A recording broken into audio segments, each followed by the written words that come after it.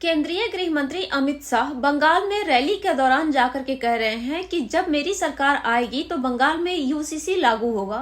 उसके बाद बंगाल में किसी को भी 4 शादियां करने की परमिशन नहीं दी जाएगी। और जिस तरह से अमित शाह बात कर रहे हैं उससे क्लियर हो रहा है कि वो मुसलमानों को टारगेट कर रहे हैं। आप लोग इस वीडियो को देखिए और फिर खुद ही कमेंट में बताइएगा कि क्या सही है और क्या गलत। कमल फूल की सरकार बनते ही हम यूसीसी लाएंगे। पूरे बंगाल में किसी को 4 शादी करने की परमिशन नहीं होगी। 4 शादी करने की परमिशन। आप समझ रहे हैं ना मैं क्या कह रहा हूँ? इनका कहना है कि किसी को भी 4 शादियां करने की परमिशन नहीं मिलेगी। क्या सबके लिए कानून एक होना चाहिए या नहीं?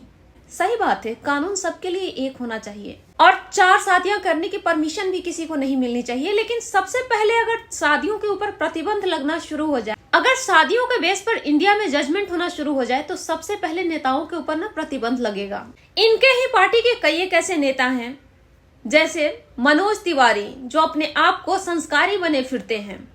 उनकी भी 2 शादियां हो रखी है। और आप लोगों को बता दूं कि मनोज तिवारी ने जब दूसरी शादी की थी तब उनकी एज 49 इयर्स की हो चुकी थी, यानी 2020 में उन्होंने शादी किया है।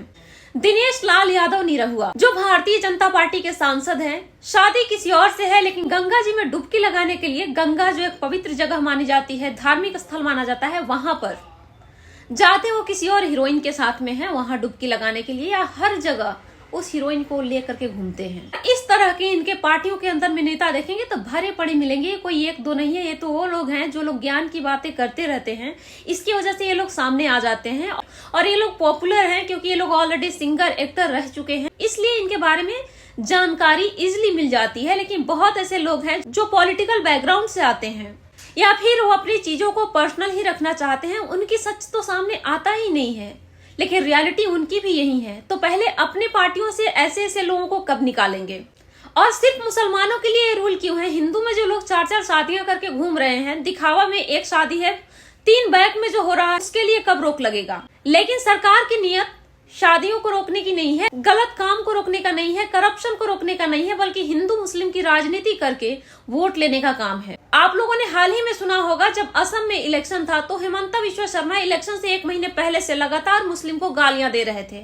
लेकिन जब बाद में पता चला कि मुस्लिम की आबादी भी असम में मैटर करता है तो हिमंता विश्व शर्मा का स्टेटमेंट अचानक से चेंज हो जाता है और हिमंता विश्व शर्मा कहना शुरू कर देते हैं कि गौ मांस खाइए लेकिन अपने घर के अंदर खाइए, घर के बाहर मत खाइए।